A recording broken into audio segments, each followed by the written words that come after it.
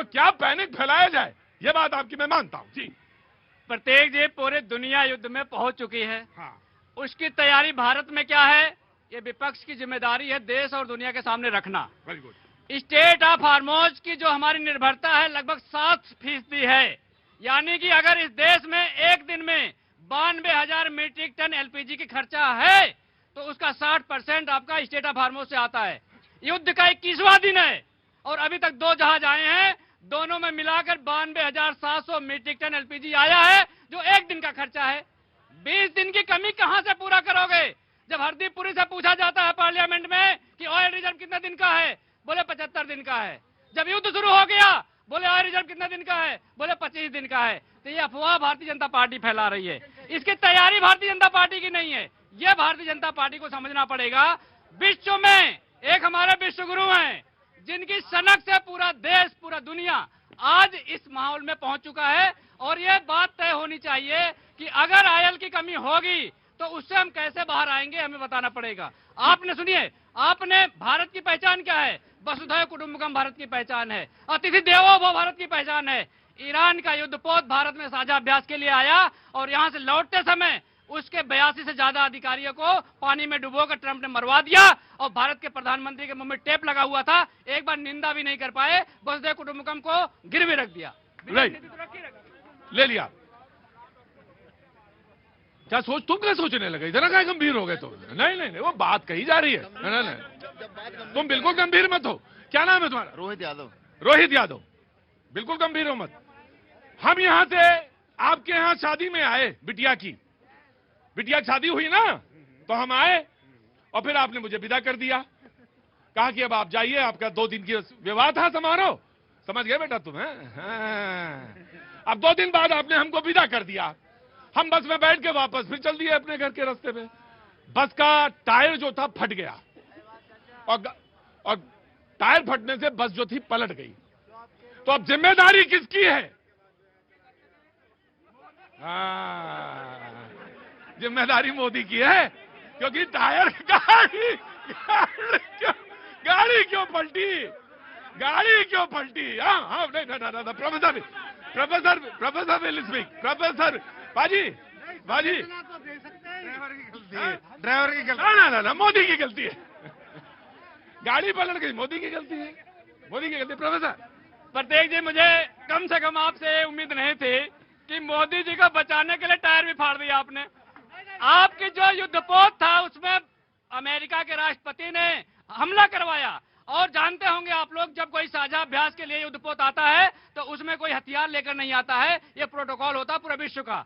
वो इसलिए लेकर नहीं आए थे, वो अपनी बचाव भी नहीं कर सकते थे। हमारे देश की संस्कृति ये है अतिथि देवो भव। हम एक बार कहते कि आपने गलत किया, चलो हम ये मान लेते हैं कि जब बेटियों पर उन लोगों ने मिसाइलें दागी, 160 नाबालिग बेटियां जिनकी हत्या कर दी अमेरिका इजराइल वालों ने, उस पर नहीं बोले कोई बात नहीं। उनके डिसैलिनेशन प्लांट पे अगर आपने हमला किया उस पर आप नहीं बोले, हम कोई बात नहीं। लेकिन जो आपके यहाँ से लौट कर जा रहा था उस पर तो आप बोल सकते हैं। आप बोलेंगे, of course you have a right. हुआ ये, बस तो अपने आप पलट के जो फिर सीधी हो गई थी और फिर अपने घर सब लोग पहुंच गए। हुआ यूं कि फिर किसी ने कहा, फोन करा बस से कि भैया मैं तो अब इस बस पे नहीं बैठूंगा, अब आप मुझे दूसरी कार भेजिए। तो ईरान ने फोन किया इंडिया को और कहा कि मेरा युद्धपोत फंसा है और उसको आप लाइए। और यह मेहमान नवाजी थी, वो युद्धपोत आया इंडिया में। ईरान को कहा कि आपकी मेडिसिन को यहां से भेजा गया। तो आप जब बात बताएं तो ये पूरी बात बताएं कि हाँ, पूरी बात ये बताएंगी नहीं क्योंकि इनको राजनीति करना है सर। पूरी बात बताइए कि जब मांगा गया, आपने कहा कि अब बस तो पलट गई, अब आप कार भेजिए।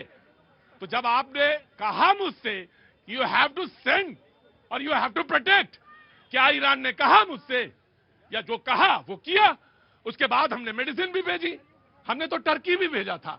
लेकिन मुझे मालूम है इन सब के बीच में चुनाव भी होने हैं। हाँ, मैं 2 सेकंड में तुम्हारा अभी ले रहा हूं। चुनाव भी होने हैं, मुझे मालूम है। और चुनाव होने हैं और चुनाव को कॉन्स्टिट्यूंसी को एड्रेस भी करना है। Very quick.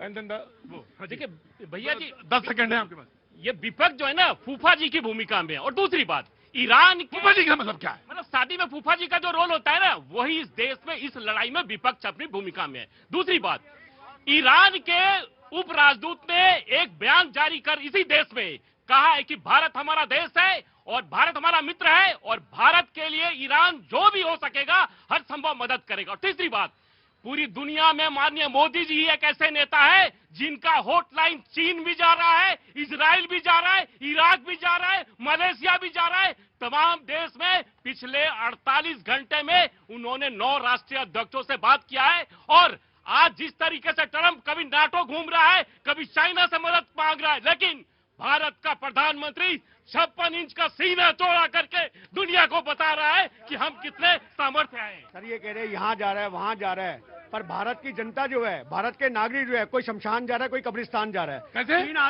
आदमी गैस की लाइन में मर गए। अब ये भाई हमारा बोल रहा था 75 दिन का स्टॉक है, 7 दिन देश नहीं संभाल सके। जिस देश के पास 75 दिन का स्टॉक है, छाती पीटते हैं, हमारा 75 दिन का स्टॉक है, 7 दिन नहीं। आज जो यहाँ ताली बजा रहे हैं ना, बुरा ना मानना, ये भाजपा के समर्थक हो सकते हैं, पर ये भी शक्ल बदल के अपना मुखौटा लेकर के अभी लाइन में नजर आएंगे कई सारे लोग। यह एलपीजी की समस्या है, ये सबको स्वीकार करनी पड़ेगी। अजी 65 में तो तुम पैदा हो ही गए होगे ना? 65 में तो पैदा हो गए थे ना? 65 में क्या कहा कि एक टाइम खाना मिलेगा सिर्फ, और एक ही टाइम खाना मिलता था। देश ने कहा नहीं। सुनिए सर 65 का युद्ध चल रहा था। हालात क्या हैं पाजी, आपको मालूम है? हालात ना, रुको सर, आप कुछ भी कह सकते हैं। हालात क्या हैं आपको पता है, लेकिन मैं एक बात कह सकता हूं, 65 में हमने जो सबक लिया, 70 के दशक में आके उससे हमने सबक को तब्दील कर दिया और इसी मुल्क ने हरित क्रांति की। वो आप थे, तब आप थे, क्रेडिट दूंगा मैं, लेकिन आप ये मत करिए, अफवाह मत फैलाइए। जी कौशिक जी, 24 घंटे में 9 देशों के राष्ट्राध्यक्ष से बात करने के बाद में 2 रुपए से 2.5 रुपए तक पेट्रोल का दाम बढ़ पाया है, प्रीमियम पेट्रोल का।